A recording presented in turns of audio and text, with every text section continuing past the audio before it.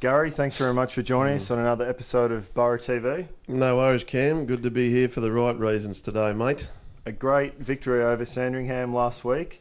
A strong four-quarter effort, and now we've booked ourselves a spot in the prelim final against Footscray. Absolutely. I was really pleased with our response from the previous week against Box Hill. I thought our first half against Box Hill was of a reasonable calibre, but the second half not up to what the Port Melbourne Football Club stands for. But certainly on Saturday against Sandringham, I was very pleased with our work, especially when we didn't have the ball, to be able to really pressure Sandringham into turnovers. And I certainly thought our work rate and our tackling intent and pressure was really good right across the board. So you can work fairly easily when you have the ball, but I certainly thought our work when we didn't have the ball was as good as it's been all year. And obviously if we can just tidy up that little goal kicking, mate, I'll be even more pleased. We got the fast start you were after, kicking the opening 3 goals, but not quite putting dominance on the scoreboard. Yeah, that's true, and certainly I was very, very pleased that the guys didn't go back into their shells, because they certainly were extremely positive all last week, and that certainly showed in the way we attacked the game, especially early. And sometimes that's a bit of the finals type pressure, and you do tend to have a little bit of nerves, but I thought we probably, in essence, would go out of that game and say, well, a lot of the things we did really, really well, but that scoreboard pressure becomes an even greater thing that the opposition have to contend with. And if we can tidy that up and be better than 41% accuracy ratio, we'll certainly be taking it right up to Footscray. But yeah, it really just showed on the scoreboard, but I thought in a general play sense, and they were converting accurately, and that kept them in the game as well. But we certainly persisted and persevered, and at no stage did we drop off our intent and our tackling pressure. Tom O'Sullivan and John Baird gave us first use of the ball, and our mids were back to somewhere near the best, I thought. Yeah, that's true, and I think you can throw in Shane Valenti as well and Mitch Wooford, and they certainly rebounded from the previous week, as did a lot of players. And I think that's important when there's 50-50 situations or when the ball's in dispute, that we're asserting our presence. And I thought some of the work from those boys, as you mentioned, and certainly Tom O'Sullivan, he's just had a unbelievable year this year with his consistency, and he probably topped off on Saturday. If not the best game, it'd certainly be right up there that he's played for the year. So very, very important. And I think he'll be doing some goal kicking this week with his Norton 4, I think, from his return. But overall, he was great round the stoppages, run and carry, and his ability to deliver the ball in, especially to Huey Sandilands after half-time, was very, very good. We had double the scoring shots at half-time. You must have been happy with the process, although obviously not hurting them on the scoreboard. Yeah, I was, and I certainly thought that our ability to control the game was evident, but I did remind them at half-time that we're in the same position as what we were the previous week against Box Hill. So that ability in the finals is to just keep stepping up the pressure and the intensity, and that was a pretty common theme right throughout the whole match. And I thought once again that was evident and on display, and I think we saw the first 4 inside 50 straight after the resumption of play in the third quarter. But once again, I think it was only 1 goal return for those 4. So yeah, we just need to coordinate and cooperate amongst our forwards just that little bit better, get a bit better separation, and I think we'll certainly be very, very dangerous, or more so than what we perhaps were on Saturday, if we can get that. Hugh Sandilands again pops up with a bag of goals. I get the feeling he might be required down back again this week. Yeah, they certainly look like they've got some tools. There's no doubt about that. Guys like Roberts and Cordy and Campbell and Redpath. So, but look, we've got to look at what we want to do in the front half anyway. And Huey's just been, I think, a bit of a revelation. He's probably back to his 2011 form, where he was outstanding for the whole of the premiership year. So he's been a fantastic pinch hitter, probably more so, as you know, in defence. But on the weekend, he was a real lively hit-up, and he does have a really good understanding of the game, and he just got some nice separation, one-on-ones, and some of the delivery. I don't think any defender could have potentially prevented that. So his return of 5 goals was very much needed, and probably overall, he was the difference on the scoreboard. The inside 50 count and overall stats heavily favoured us, but Sandringham seemed to take every opportunity they had and scored from it. Yeah, they did, and that's what finals footy's all about. And they're a young side, and they certainly did have, I think, another 6 St Kilda listed players who came back into their side for the match on the weekend. I think that might have given them around about a dozen. So we knew that that was going to be the case. And look, our domination again, effectiveness, efficiency, whatever you want to call it, can certainly improve. But I'm certainly a strong believer that if we've got the ball in our hands, then the opposition don't. So, and we just took our chances. And I guess the game really opened up in the last quarter, and we ran away with a strong performance and win in the end. Well, just on the last quarter, it was a pretty good reward for a fairly dominant afternoon, I would have thought. Yeah, we really got some separation. Julian Rowe was very good in the last quarter. Huey Sandilands continued his good goal-kicking form. We had some really good entries and I guess some really smart play from some of our defenders when they were bringing the ball through the corridor.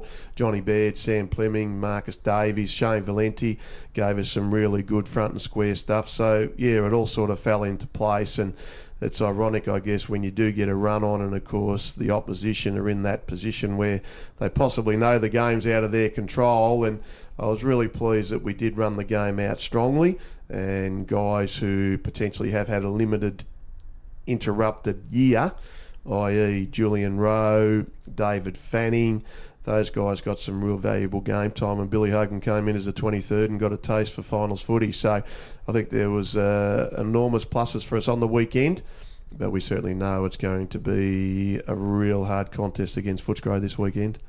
Most of the players looked to be in very good nick. Was that the type of performance you were after heading into a prelim this week? Most definitely, and you can't replace finals football, there's no doubt about that. And I thought we needed that game. Now we know if we hadn't won, we wouldn't have got another week in the finals, but we needed it for a lot of reasons, and that was because we made some selection changes. So we had to tinker a little bit around selection. We had to look at slightly different structures.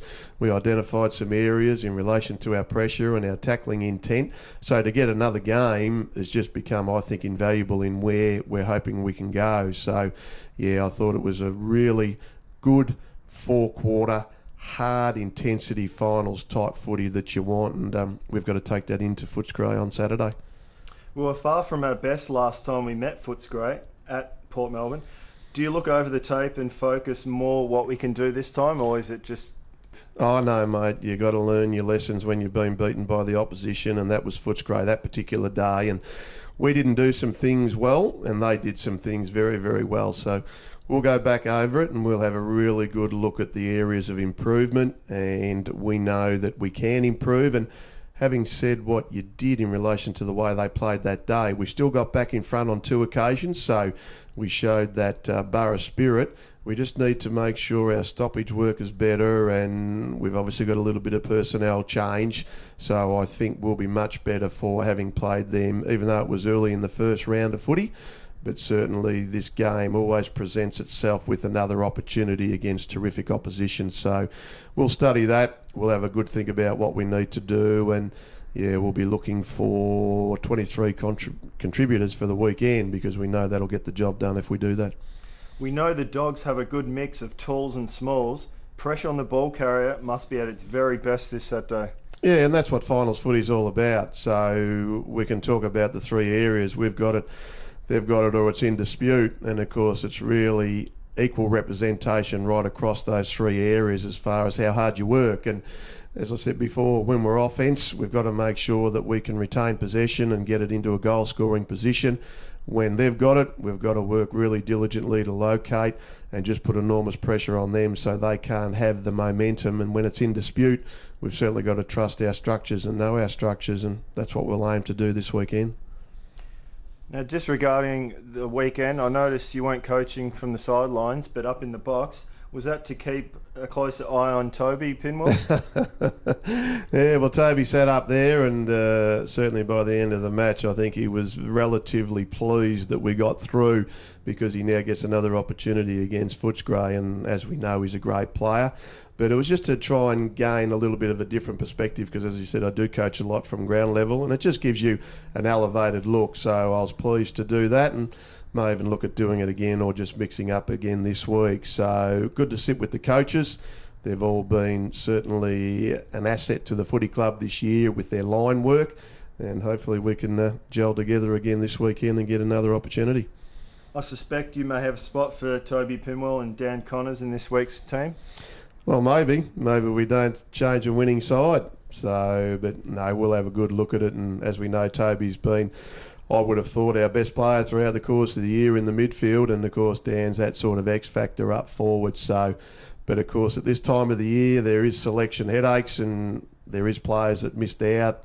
Really, last week it was Tom Langford and Will Johnson, and obviously Dan missed through injury, and of course Toby's suspension. So those two boys in Willie and Tommy were stiff to miss out. But yeah, it's the old cliche, isn't it, that 27 doesn't go into 23, and there's always going to be hard luck stories. So it'll probably be the same again this week. So it was a bit disappointing that we couldn't get Greg Ryan's boys through into a grand final, because that just gives another week of really good preparation and planning. But they've been terrific this year, the way the development team has been able to respond through injuries.